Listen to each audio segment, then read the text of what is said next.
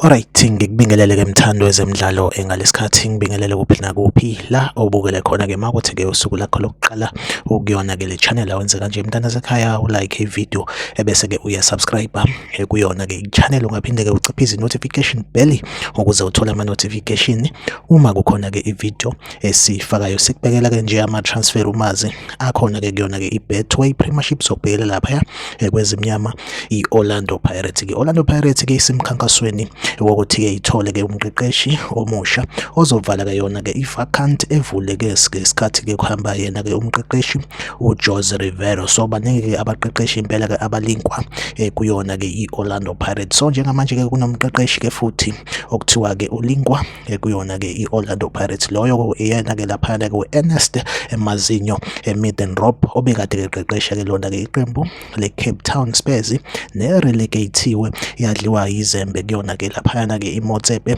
Foundation. Impela ke indaba engenayo njengamanje ezithi ku-Ernest Middendorp impela ke naye ke ulinkwa kwi-Orlando Pirates. Ke impela ke asazi ukuthi ke iyozala nkomoni, ngabe uRoland Mokoena, ngabe uyena ke uMarco Ross from eGerman. Baningi nje abaqeqeshi abalinkwa kwi-Orlando Pirates ke nangu ke no-Ernest Middendorp ebilinkwa kuyona ke i-Orlando Pirates. Ke asazi ukuthi ke i-Orlando Pirates ke izothatha yiphi i-decision. Hleze ke singase simbone uErnest Middendorp ecoacha ke iqembu layo ke i-Orlando Pirates. Like ivideo, subscribe ku channel ungaphinde ke uciphize notification bell ukuze uthole ama notification makukhona ke ivideo esifakayo. Kwamanje ke ivideo ethu asibambela nisale kahle.